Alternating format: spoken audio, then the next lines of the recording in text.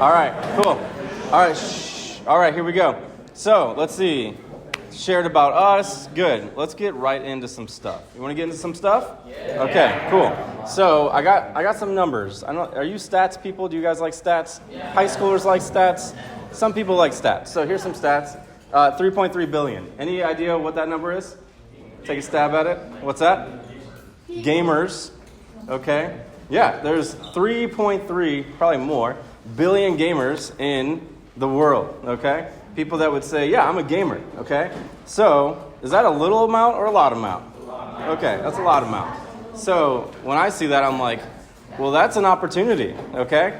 So, the other thing I failed to share is I'm currently a missions and care pastor at a church in Medina, Ohio. And so I love talking about missions. I love talking about reaching the least reached, going out and doing mission with people that need to know Jesus. Like I said earlier, we did a LAN party in I almost said Texas. We're not going there that I know of. But in Japan, way different, right? So we did a LAN party in Japan to share the gospel, and I love that. DJ, the tall, as we call him, or Zilly Otter, he has many names, and he's a tall man. And he was just in France, and we did some stuff there. So, anyways, love being on mission, love talking about that stuff. And so, when it comes to this number, 3.3 billion, we're like, yeah, that's a huge opportunity. There's a lot of people that consider themselves gamers, okay? And I probably don't have to convince that to you guys. You know that, right? You guys, I'm assuming everyone here is a gamer. Who's not a gamer in here? Okay. Thought there'd be, okay. You're like, I won't admit it all the way. Cool. That's good. So, there's a couple. So good. But there's a huge opportunity. Okay, 3.3 billion gamers worldwide. Okay, you're not going to guess this one. 85%. It's like what? You want to guess? I'm going to guess like 85% gamers are not Christian. Okay, I like that. I don't know if that's true. I didn't pull that data. Someone should pull that data. That'd be good. Homework right now in real time, okay? This one actually, trying to contextualize for the people in this room mostly, right? 85%. This represents, 85% of teenagers in the U.S. play video games, okay? So, most teens, here's a screenshot, okay? I didn't just pull this out of nowhere like I did the 3.3 billion. Well, if you just Google it, there's a reference, 3.3 billion if you Google it, right? But here we are. Most teens play video games, and 4 in 10 identify as gamers, meaning they're just like, yeah, I'm a gamer, okay? And so that's interesting. So of the teens that they surveyed, it seems like 85% of them are gamers. Half of them would say, yeah, I'm actually a gamer. Half of them play games, but maybe don't like say, I'm not really a gamer. I just play games like 20 hours a week, right? Whatever that means, okay? So, big number, okay? So lots of people. 85% is a huge number of a population. How about this number, okay? Maybe this number. Oh, by the way, shout out to the people who went and left this room and grabbed this TV for me and brought it here. So, you guys right here, good job. Yeah. I see what happened. You guys getting this a lot? You guys want to play? Okay. Should have downloaded it. Anybody else having Wi-Fi issues this week? Yeah. I'm like, are they doing that on purpose so we don't get it on the internet?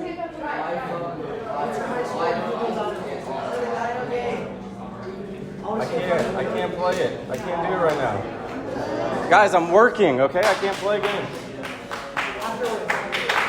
Okay. That's what I call, so we're going to call that like a comedic relief, a break. You know, it's going to happen probably 20 more times, but here we are. Good. So 3.3 billion we covered, 85% we covered it. 89%, okay, 89% of teenagers in the U.S. play games with others, okay? So this is an important thing to highlight. Most teens who play video games do so with other people. Is that true in this room? You guys play games with other people? Okay, I know there's a couple of RPG guys out there, right? Who are you? I'm one of them. Okay, and girls, sorry. Yep, good. All right. Good. So with 89% of gamers playing games with others, this is a social thing, right? It's a social thing. And 47% of them said that they made a friend online. Who here, let's be honest, who here has made a friend online? Okay? You met them in person. I love those stories. That's so good. So, I have a great story in our ministry. We do something called Alpha. Have you heard of Alpha before? Anybody?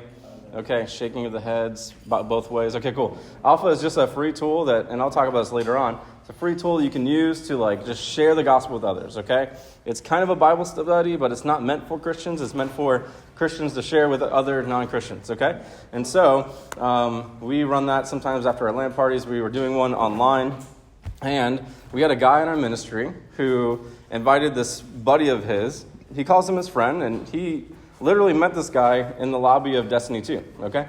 And he met him like 10 years ago or something. When was Destiny 2 out? Whatever. That many years ago, okay? Doesn't matter, right? 2016, sure. And so hello, welcome. Glad you're here. We got lost. It's okay, I get lost all the time. So, glad you're here. So, he befriended this guy just playing a multiplayer game. And is that what we're doing now? We're going to clap for everyone who comes in? Cool. I'm for it, all right? So, he's playing this game with this guy he met online, right? And so, they're friends. They've never met each other. I don't even know if they knew what the other person's face looks like, but they talk to each other, right? And so, he invited him out to Alpha, and he wasn't a follower of Jesus. And so, we ran Alpha. It's like a video thing, so we watch a video for 20 minutes. We talk about it for a few minutes, and then we play video games afterwards together. And that got a little wild. So, it was fun. And after that, we were like, man, I don't know if this guy really was catching the gospel or not. I hope so. Well, turns out like a year and a half later, we found out that guy came to know Jesus, went to a church, got baptized, and man, it's like, okay, we helped planted a seed, right? And that came out of like, trace that history back, like, one faithful dude was online in a video game, befriended another person that was a stranger, played games consistently for a long period of time, shared gospel finally, and then all of a sudden, boom, he comes to know Jesus. So, praise God, right? That's amazing. So, that is so good. So, I think, you can look at numbers and it's like, oh, that's cool, whatever, but like, that happens, okay? Befriending people online can happen in these ways if we are intentional. Now, there's another stat that I want to bring up. There's I'm obviously talking about gaming positively, okay? You would expect that of someone who helps with the gaming ministry that I think largely, I don't know a percentage, but I think gaming is okay, right? I'm not going to say that gaming is perfect or awesome or that everyone should do it. I think there's some pitfalls and things that we should look for and avoid. A lot of us play video games probably too much, right? And so we're not going to be like, oh yeah, I play video games all the time. And so there are some things that we should talk about too. Number one, there's a stat, 80%, okay? So 80% represents this. Most teens say that bullying while playing video games is a problem for people in their age. Anyone experienced this before? Okay? All right, not too many. Great. Anybody know anybody who's been bullied before? Okay, a little bit bigger number. So, here we are. We have that stat. I've seen it happen. Anybody heard of keyboard courage before? Keyboard courage, okay? You've probably experienced it, right? All right, so keyboard courage is basically like, when you're behind your keyboard, no one knows who you are. You can say whatever you want, right? You can just say whatever you want to that person, not realizing there's a human on the other side of that keyboard, right? And so that's what we call keyboard courage. And that is not a great thing, all right? Because if you were to say whatever you want to the person next to you in this room, right? How's that going to go? Good or bad, right? Good or bad. But online, you can kind of hide and avoid stuff, right?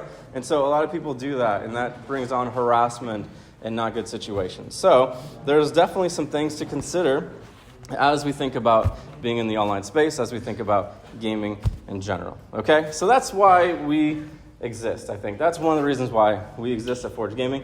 And so one of the things that we say is that we exist to reach gamers and gaming culture with the story and message of Jesus through playing, competing, and equipping for life, okay? So we want to interact with people in the casual gaming space, in the competitive gaming space. And what do we want to do? We want to equip them for life, and we want to equip them to know Jesus, okay? We want to equip them for life and equip them to know Jesus. So that's what we're about. But let's go to some scripture, okay? You guys like scripture? Yeah. Okay, good. Right on. Ephesians 5, verse 15 to 17. So if you have a Bible or a digital Bible, please get it out. I'm just going to have it on the screen here, but I am a big fan of paper Bibles. So We'd love for you to go there. So as you're going there, we're going to explore just a few verses today, okay? I usually like to read like whole sections of the Bible because that's just the way you should do it. But for this time, I'll just read 3 verses, okay? So we're going to go there. And I would really love for you to like explore Ephesians, especially this context a little bit more in depth in your free time when you're not playing video games, okay? So give you some homework, explore this some more.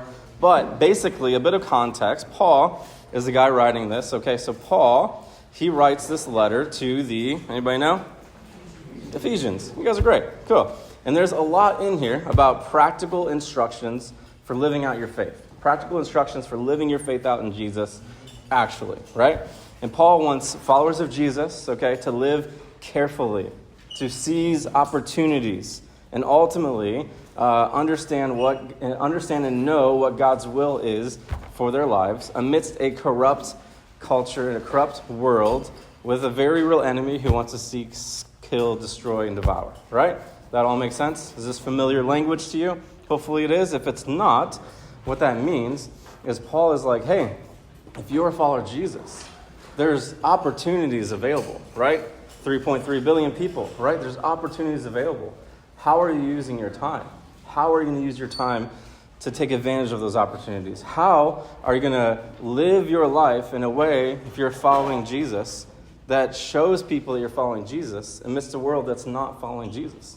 And I'm not going to pretend that everyone here follows Jesus. So what Paul and others are trying to do is say, hey, there's a better way to live your life.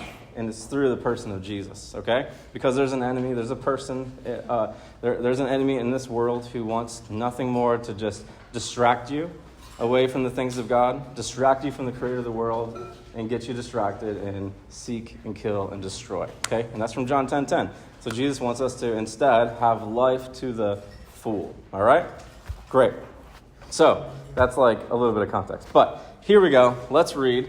We are at Ephesians 5:15-17. So here is what the scripture says. Look carefully then how you walk. Look carefully then how you walk, not as unwise, but as wise, making the best use of the time, because the days are evil. Therefore, do not be foolish, but understand what the will of the Lord is. Okay? Super self-explanatory. You guys all got it? Not really. Let's go into a little bit more, okay? So, let's just kind of piece this out just a little bit. Look carefully then how you walk, not as unwise, but as wise. Okay, so in this section there is so many random, weird, unconscious things that we do, okay? So many habits that we have that we don't even think of. What's a weird habit that you have? You don't have to share, unless you want to. You guys are pretty vocal. He's like, I'm not sure what that face is. You want to share? No. Okay, good. So we can all agree that we have strange, weird habits, right? If you have a buddy, a close buddy, they'll tell you. You ask them, what's my weird habit? And they'll probably tell you, okay? That we don't even think about. How often, though, do you just pause and consider, why do you do that thing? Why do you act that way? Why do you have that habit? And are you walking in wisdom? Okay? Are you wise about how you walk? And I think not just like how we walk, right? But it's a metaphor for how our relationship with Jesus is or is not. Okay? What's your walk with Christ like? Are you careful about that? Do you observe that? Are you mindful of those things? So, literally, like think about this week. Are you living your life wisely or unwisely? Literally with how you walk through this campus this week, are you carefully considering how you present yourself to the Lord and to others? Have you thought about that? Anyone thought about that this week? You're like, no, man, I'm just trying to have the best summer of my life, right? Okay, so think about that this week, right? Then he goes on to say, making the best use of time because the days are evil. So what about our time? How are we using our time? What is taking all of our time? Well, it turns out we all have the same time in the day. You guys realize that? The time hasn't changed since I know. There's 24 hours, and so we all have that same time, and so we're all using it. How are we using it? Are we using it well? Are we making the best use of that time? Are we wasting it away playing video games? Are we wasting it away just sleeping in? Are we wasting it away doing these things, right? Or are we making good use of it? Now, there's times that you got to sleep in. I mean, DJ just slept for 38 hours, and so that's okay. Not to call you out, just kidding. So, how are we spending our time? Okay? Is it foolish? Is it wise? Or is it unwise? Is it becoming more like Jesus or less like Jesus? And if you're not a follower of Jesus, I just want to implore you to say, man, what does a follower of Jesus look like? How do they spend their time? Is it different than how I would spend my time? And is that attractive? It should be attractive. Someone modeling for Christ what that looks like. Okay? So make the best use of time because the days are evil. Because Jesus is coming back, but not yet, right? And so things are maybe getting worse before they get better. There's this period of time that we're waiting for Jesus to return. And so we need to be mindful of that. Lastly, therefore, do not be foolish, but understand what the will of the Lord is. Who here knows what the will of the Lord is if you're a follower of Jesus? Just shout some stuff out. What do you got? Okay, make disciples of all nations. What's that? Reach the kingdom of heaven. Cool. What? Baptize others. Cool. Like Nacho Libre? Just anybody? Just kidding. All right. Yeah? Believe in the Son. Right on. Okay. Okay. What else? Cool. Oh, okay, good. Yeah. Yep. Love your neighbor. Praise God. Cool. Okay. So, sounds like we know what the will of the Lord is. Pretty good. That's all part of it. So, we're called to not be foolish, but understand what that will of the Lord is. I think so many people, we get caught on that sometimes, especially if you're a follower of Jesus, to say, man, I just don't know what the will of the Lord is. Well, I think you do. It's just hard to figure out how that practically looks in your life. But we know generally what the will of the Lord is, right? Like follow him.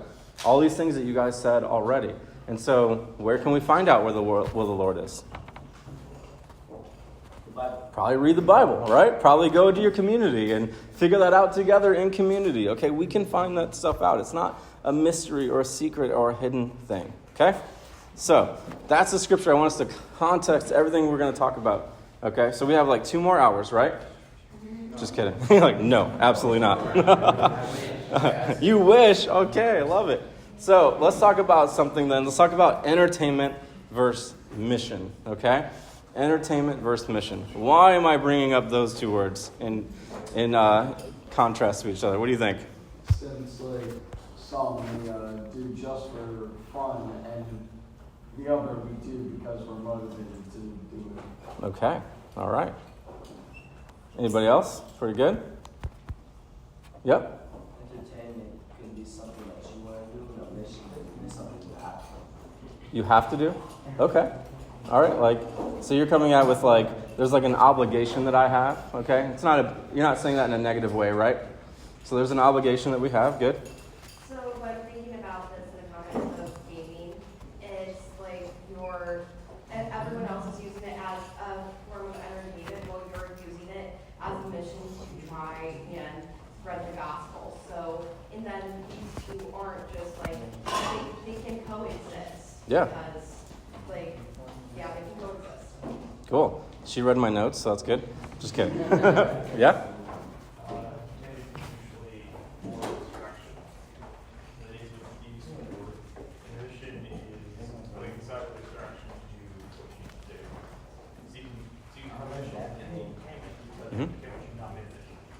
Okay, so that's an interesting statement. Good, yep. Entertainment is for your own pleasure, while mission is spreading that pleasure for others. Well said. Okay, write that down, as you guys all are, right? Okay, we have it recorded, I think, so okay, good. Is entertainment bad? No. It can be, right? But in of itself, it's not bad. Is mission bad? No, but some people can't do it bad. Okay, let's be honest, right? And so it really depends on how you utilize these things, how your heart is with these things. So how many of us here consume entertainment? Okay, we all do, right? Probably.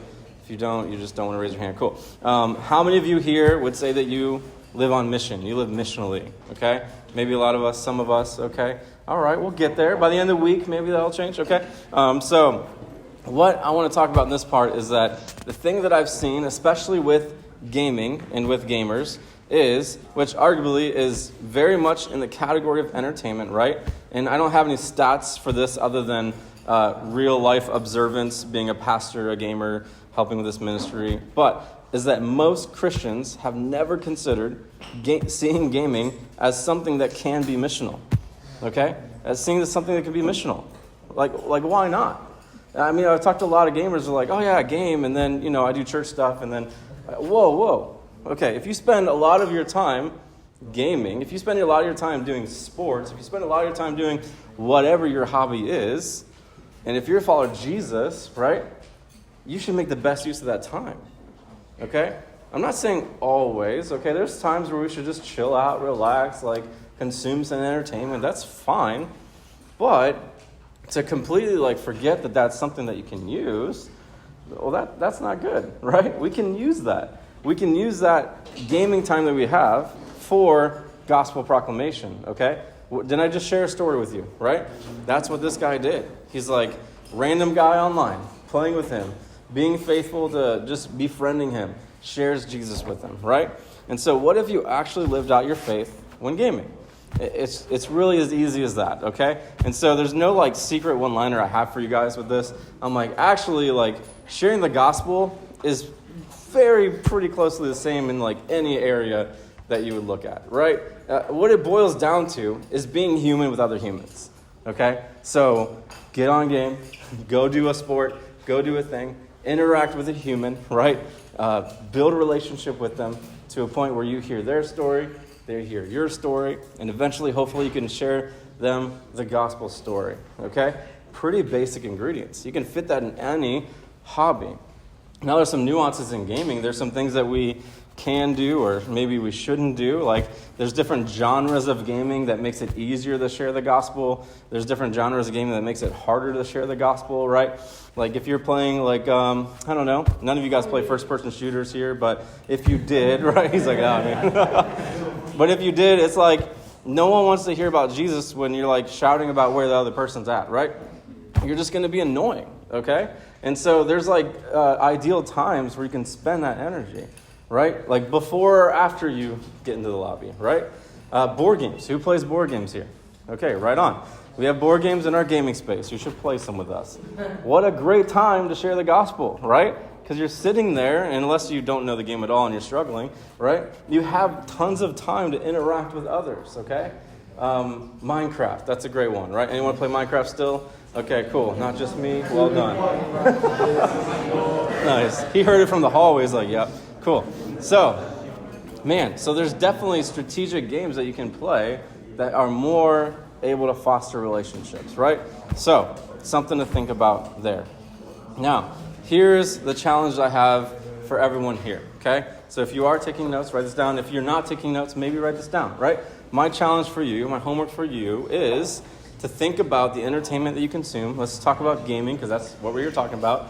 The times that you game, would you set aside some of that time to be missional, to be intentional with it, okay? So maybe it's a mind shift change to say, you know what? I have this 2 hours to play video games right now. Cool. You got 2 hours to play video games. Maybe the first hour, I'm going to be like, you know what? I'm going to turn on my, I'm going to be super intentional hat and just like, man, how can I pray before I go into this game? How can I try to build a friendship with somebody here that would last, okay? Would you just try that sometime? And man, you will just play that game a little bit differently. I'm not saying always keep that on. You can work up to that, okay? But just give yourself a fraction of that time. Now, we did a retreat in the spring where we did that. We did a couple sessions, and the one session we talked about how to reach people in gaming. And then after that, I was like, okay, we're going to go upstairs, and we're going to go to our computers, and we're going to get into a lobby, and we're going to try to do the thing we just practiced. And everyone was like, right now? Okay. And it was awkward, and it was fun, and no one came to know Jesus. But what we did was we just practiced what that would look like. I know it sounds silly, but praying before you go join a game, right? Anyone do that before? You pray that you win, maybe, and so that, okay? But have you prayed for man, Lord, can you open up a door here for me to interact with another human in a way that might be intentional to where I can hear their story, I can share my story, and I can share the gospel story. Right? Have you ever prayed that before? Just now? Right on. Okay. So that's my challenge to you. How, thinking about our verses that we just went through, how can you make the best use of time? How can you seize the opportunities that you have and the things that you are already doing? Someone mentioned, go make disciples of all nations, right? Was that you? Okay, what I love about Matthew in that text is that one of the best ways that I found to read it is as you go about your everyday life, okay? As you go about your everyday life, make disciples, okay? So you don't have to necessarily change what you're doing. Maybe some of you play video games too much, need to chill out. But as you are going about your everyday life, okay, you disagree with me, that's fine. We'll get there, okay? But as you're going about your everyday life, how can you make disciples? That's like when we go to the grocery store. That's when we play video games. That's when we walk through these hallways, right? That's our everyday life. Make sense? Right on. Okay, now let's talk a little bit about the internet not working. Okay, there we go. It's good. It's working. How not to share the gospel in these spaces, okay? I mentioned a couple of things already, but thinking about that 80%, right? That 80% number of harassment and of bullying and gaming, right? And so it's really easy to join in on that stuff. Am I right? Let's be honest. It's really easy to join in on that, okay? Someone's, you're in a multiplayer situation or you're playing games with someone else. Maybe it was fun at first and you're like, oh, whatever words you want to use. Hopefully they're not too crazy, right? Some of us, it's just easy to join in it because that's what people are doing. That's peer pressure, right? But we don't have to contribute in that. We don't have to. And so don't engage that. How can you instead, say, I'm going to back off and I'm just going to pray about this situation right now. You may not want to put yourself out there and be like, hey, stop doing that, and then they're just going to do it to you. Or maybe you should do that, right? But at the very least, can you just pray for those situations, right? It's something that's simple, just to be intentional in the gaming space, right? Less keyboard courage and more gospel boldness, okay? I already explained keyboard courage to you, but what if we instead had gospel boldness, right? And so gospel boldness is something you'll see Paul talk about all the time. Be bold in the gospel, right? Now, that doesn't mean that you should change your gamer tag to I love Jesus 4 or whatever. But it could mean, like, you know what? I think this is the time where I can share my story. If you have a story that involves Jesus, right? And so, maybe this time I can, share the gospel. And maybe you don't want to. 9 out of 10 times, you're probably not going to want to because it's going to be awkward. It's going to be weird. They may not want to play games with you anymore. That's where I think the Lord is going to tell you, you got to be bold here. Right? You got to be bold here. Even if they make fun of you. Even if they don't want to play games with you anymore. Right? Okay? So be bold in that. And then the other thing, don't justify gaming addiction for mission. Okay? Justify gaming addiction for mission. What I mean by that is, it can be so easy to be like, oh man, Mom, Dad, I need that new PS5 or whatever, or I got to get that new PS5 so I can reach gamers. Okay, maybe you actually do want to do that. But are we honest here? You just want a PS5, okay? Right? And so that stuff could start to happen, okay? That stuff happens with our gaming ministry. That stuff happens with people doing ministry in the gaming world all the time. We try to justify, if I get that new gaming PC, then I can really, share Jesus with people. It's like, dude, you just want a gaming PC, and that's okay. Just get whatever, make that work. But let's just be honest with ourselves, right? Not to justify that. We can get in that cycle, and that's not healthy. That's not making the best use of time. That's not living wisely. That's living unwisely. Anybody agree with me? Yeah. Okay, right on. No one's ever done that in this room. So, good. All right. But what about how to share the gospel, okay? How, then, should we attempt sharing the gospel in the gaming community? I think I have 20 things written down. I'll probably just give you 3, okay? So I've got a lot of stuff here. But let's boil it down to this, okay? Number 1, get to know their story, okay? Get to know their story. Have you ever intentionally done that? While you're gaming, playing board games, whatever. Think of the game that you like to play. Unless it's a single-player RPG, I guess you're just talking to yourself. But multiplayer games or inviting your buddy over, right? How many times have you thought about, man, I just want to get to know their story? Anybody thought about that? Okay, lovely. So, what are you doing there? What are you doing there when you want to know their story? Anybody? What's happening? What's that? You talk? Yeah, you have to use words. Yeah, for sure. Yeah, so you use words, they use words. That's how communication happens. That's good. Yeah, right on. Yeah? Building a relationship. Why is that important? That's how you connect with people, right? Anything else? You can relate their story to the gospel. Hey, this guy. It's like you've done it before, have you? No. But you got the concept down, so good. All right. Yeah, so getting to know their story shows someone that they care about you, okay? If I sit here and I'm like, man, I just want to know about your life. Well, like, what's your life like, you know? Doesn't that seem like I care about you? Instead of me coming up and saying, hey, I want to tell you about my life. Like, look how cool I am. Look at the stuff I do, right? You can listen for a while and be like, yeah, okay, whatever. But wanting to hear someone else's story shows that you actually care about them. And so, man, a lot of people, especially these days with being online and everything, I feel like we don't get a lot of that interaction anymore. We don't get a lot of this like intentional relational space, especially in the online space or the gaming community of like, because someone might think you're weird, like trying to get to know me online. I'm just here to play video games, right? And that's probably true. But, find strategic times. Don't be awkward. We're all going to be awkward anyways, but, try to limit the awkwardness. That's what I try to do. But we'll see what happens. Okay, so get to know their story. Ask them good questions, right? What's your life like? What other games do you play? Why did you get into this game? Simple stuff like that to help build relationships. And then eventually, invite them into your story. Okay, so hopefully, as you're getting to know their story, they'll ask you questions about your story. And this is where you get to share a little bit about you, right? And share why you play this game or why you have these passions and things like that, which will then hopefully lead into you proclaiming his story. Okay? Pretty basic ingredients, right? Get to know their story, invite them into your story, and then proclaim his story. Okay? Because if you're just, I don't know, maybe this works for some people. The Spirit can do a lot of things, but you're not going to just get online and be like, oh, hey, can I share the gospel with you? Like, what do you think's going to happen? Yeah. You're going to hear some interesting words, probably, right? Okay. Or they'll be like, yeah, I'm already Christian, leave me alone, dude, right? Whatever, okay? But if you build that relationship, if you build into it, then that might work out, okay? So proclaim his story. Now, let me give a scenario for you real quick, okay? I've shared this scenario at our retreat before, but think about this. And it's going to sound like a joke. It's not, but a Muslim, an atheist, and a Christian, okay? They all have a story, right?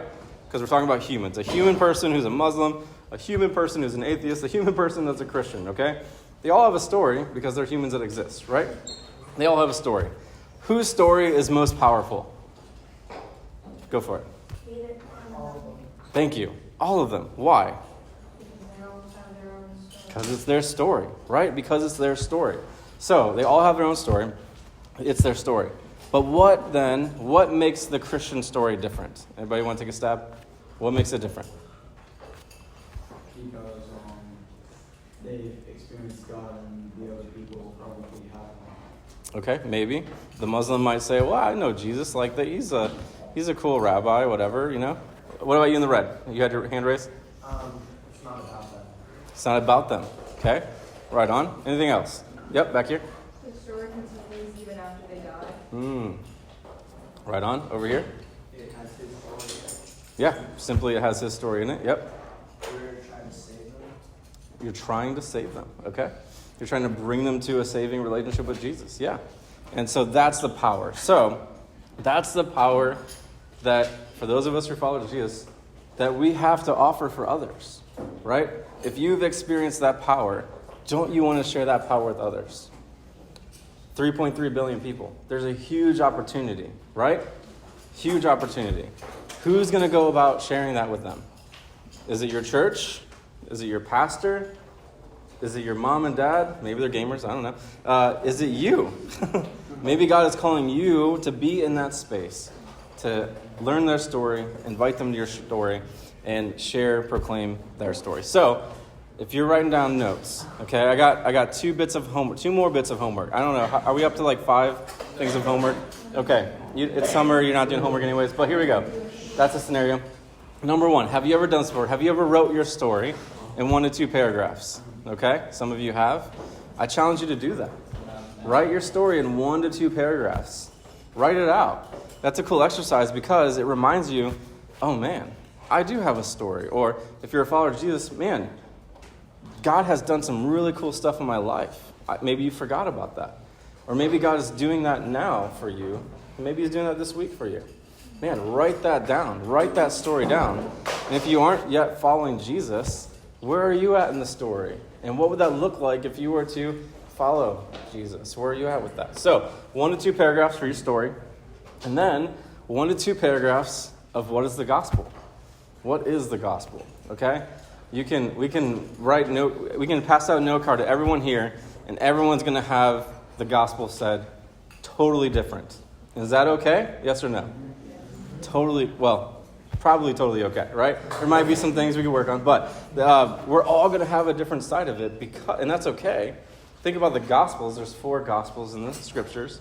They came at the gospel in a different way, right? It's like viewing a car crash, right? If we all viewed a car crash, we're going to have a different report about the same thing, okay? So that's okay. But have you ever written it down so that you can be prepared to be like, if someone asks you what is the gospel, how are you going to share that with us right now? You're like, don't put me on the spot, man. Next, you. I mean, it's something that I think that it comes with a lot of preparation. But I think if I were to tell someone, I would probably tell them that the Word of God is something it's changed my life and it's impacted me throughout all the things that I've faced, all the struggles I've faced. Because I know everyone has their own story, but there's always the same truth. Okay, cool. All right. So, that's my homework for you guys. Write down your story, write down the gospel story, know what those things are so that it's natural when you share them with others as you do that. All right, last thing, bless you. Last thing, and then we'll do a little Q&R, whatever, okay? So the last thing, I just want to show you this ministry model that we have with Forge Gaming, okay? And so, this is something that we stole from another ministry who stole from Jesus. So we're all just taking it from him.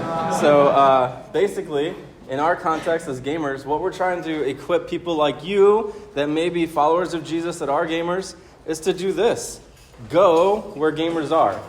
You're already doing that, right? You're going to the game store maybe. Do you guys still go to game stores? I don't know. I like game stores. Okay.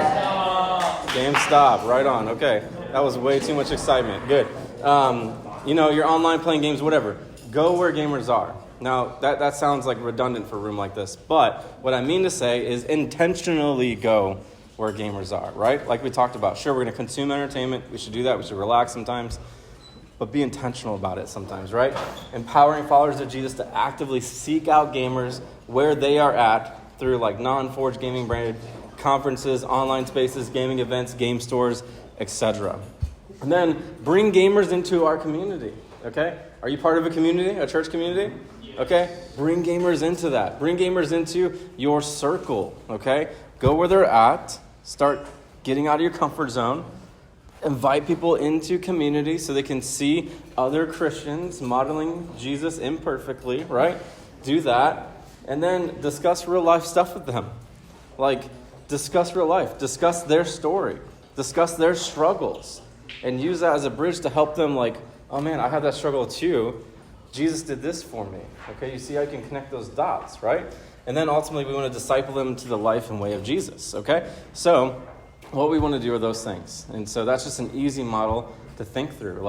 Oh yeah, I'm where gamers are at. How about I be intentional? How about I invite somebody to come to my community, whether it's on Discord or whatever? And maybe your church isn't outfitted for that. How can you have conversations with your church to be hey, can we be a little gamer friendly, I think some pastors like to make fun of gamers on the stage. I've done it before, but I'm also a gamer, so it's okay, right? And so there's some of that going on, right? So make sure you have a good place to invite them to, right? And then discuss real life in the way of Jesus. Make sense? Easy model to pick up. Okay, I saw some of you take pictures of it. Good job. Now, I have talked way too much, and my matcha tea is getting sad. So I'm going to drink this, and you guys are going to ask questions. Sound good? Cool. What do you got? What game you start on? What was your first game? What was my first game? Jeez. Pong. Man, how do you think I am?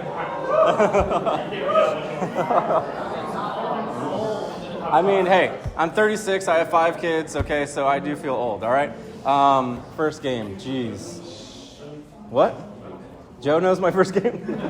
It was probably Final Fantasy. Yeah, it was probably Final Fantasy. I'm a JRPG person, so yeah. Okay.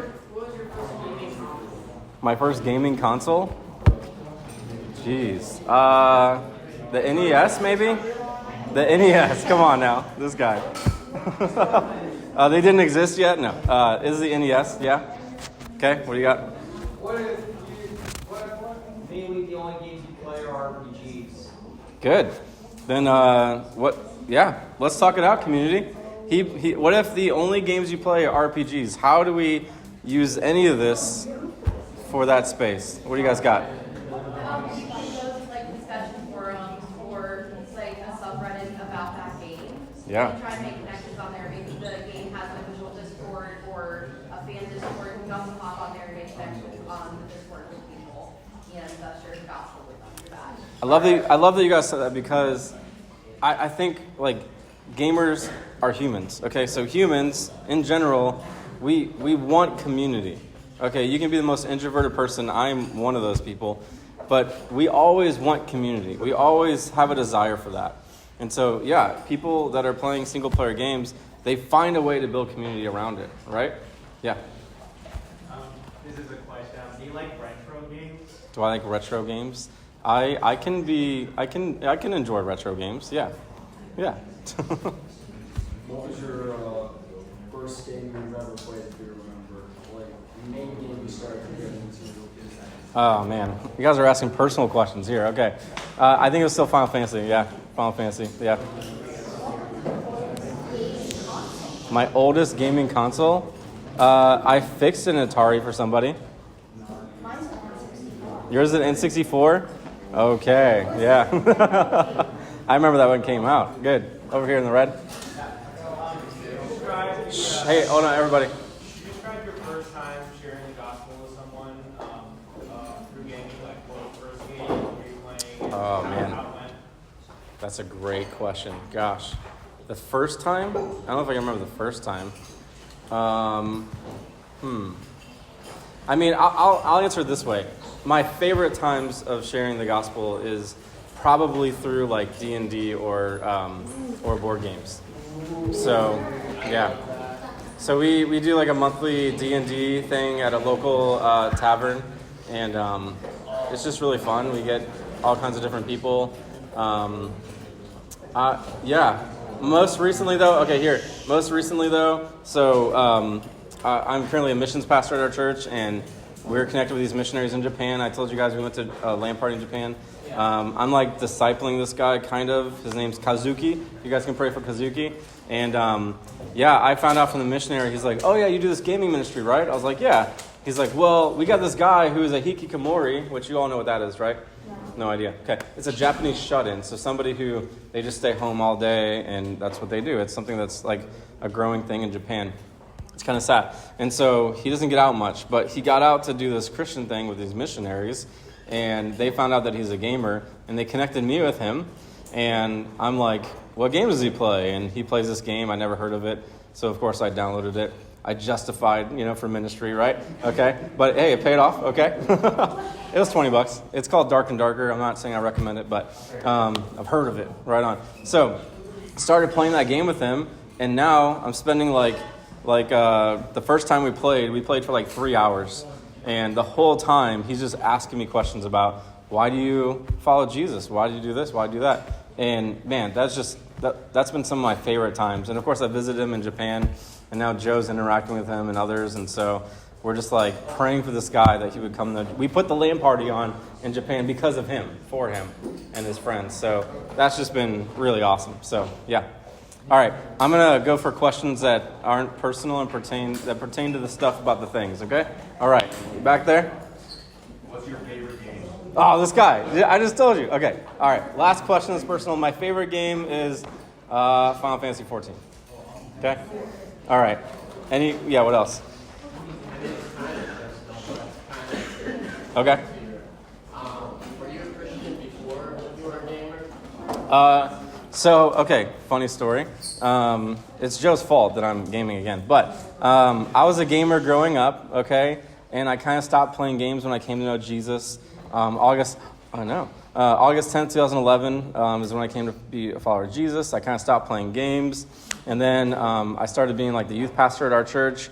And it was a church that merged. And so Joe was part of that church. And he was like, and he probably knows the story better than I do, but whatever. He was like, hey, I do LAN parties in this room that you call the youth room. Can I do a LAN party? I'm like, you guys still do that? Cool. And I was like, can I be part of it? And so I was a Genius technician at Apple. And so I brought my 27-inch iMac to a LAN party. Don't do that. People will not be nice to you. But anyways, and so I started playing games again. Thanks, Joe. So my wife thanks you as well. But did I answer your question now? I'm just rambling. Yeah, you did. Okay, good. Yeah. Right here, you had a question?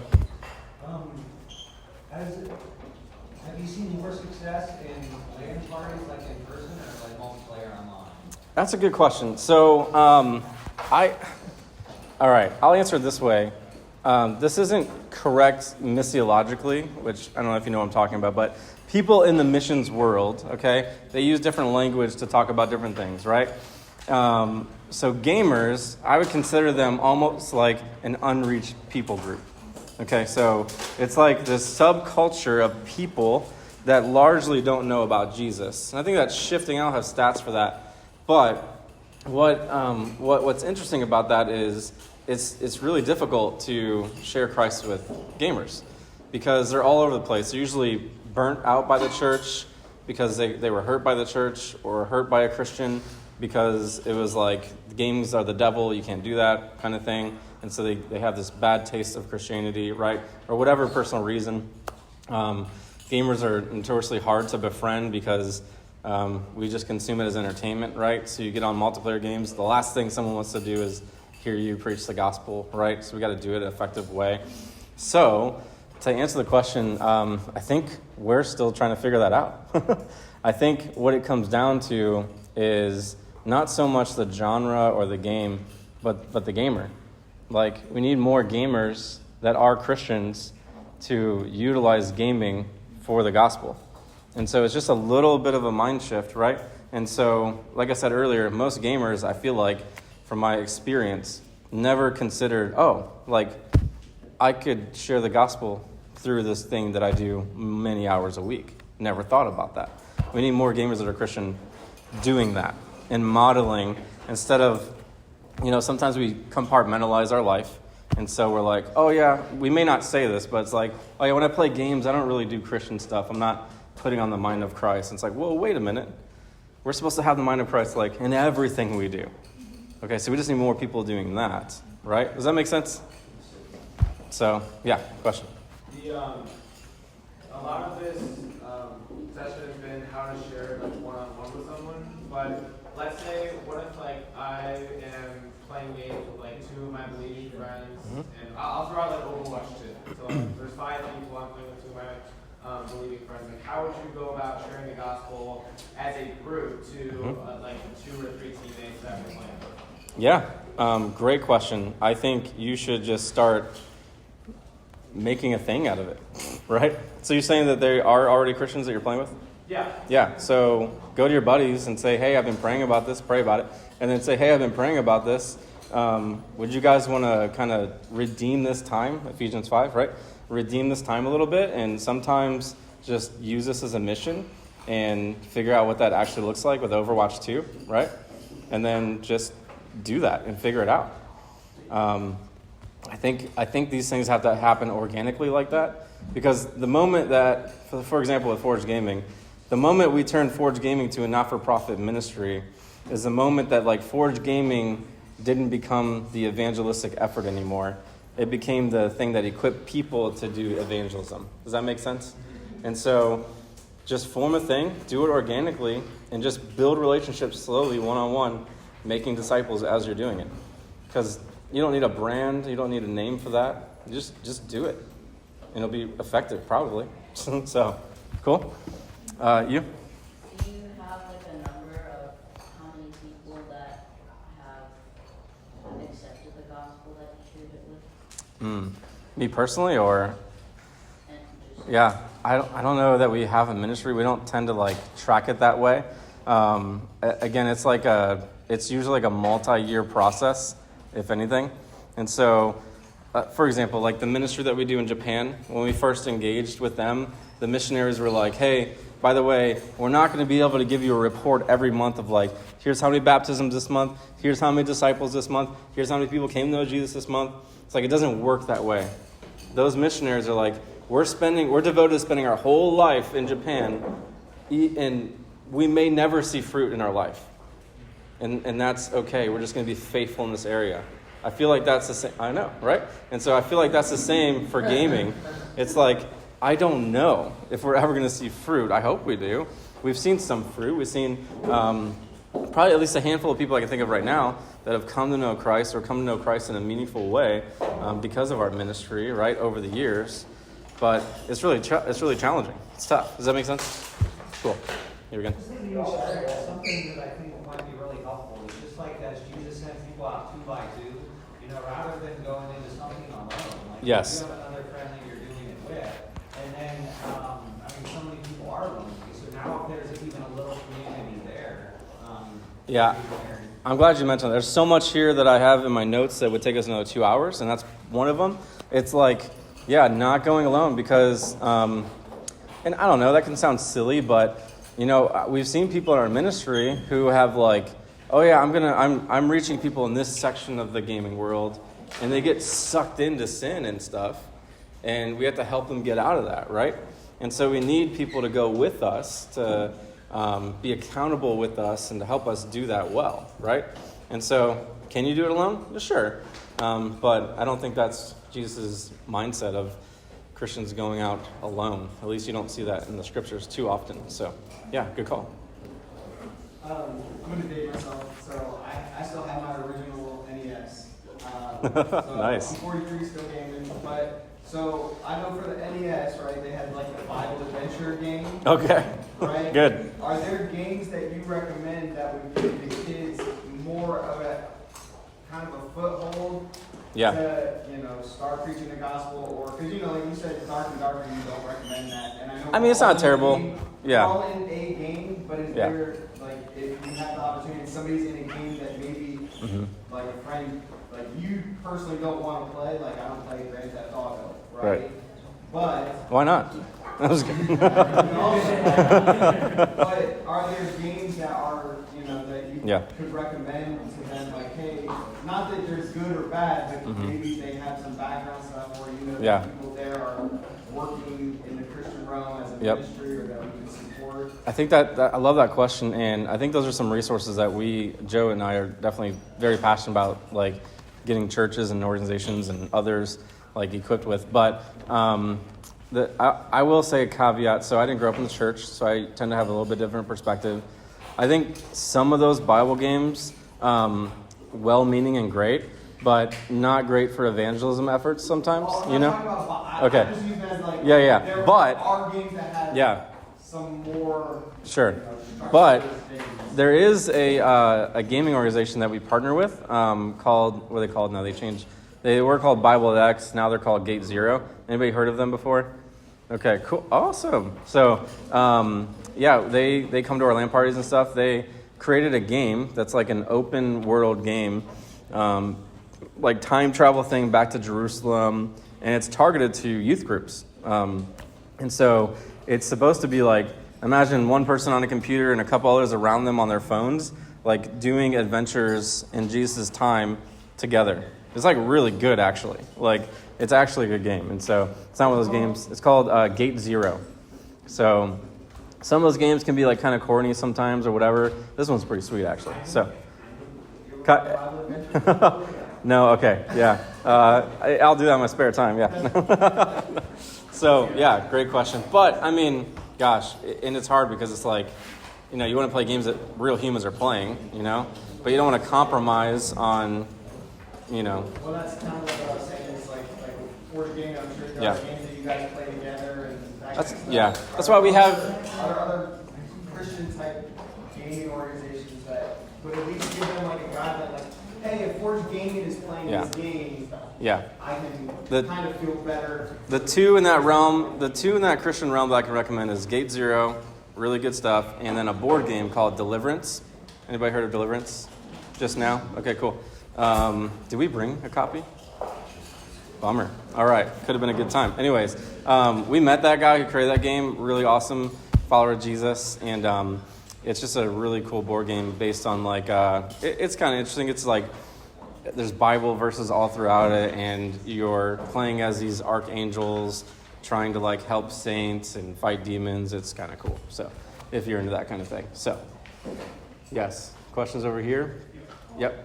How do we partner like a local church with you? Yeah. Join our Discord. Give us a call. Find our email. Get on our website. Let us know. Me and Joe. Yeah, it's forgegaming.us is our website too. So we have all of our contact information there and everything. So great question. Yeah, we'd love to interact with you. All right, we're supposed to be done by now, right? 10:20? Okay. We're awesome.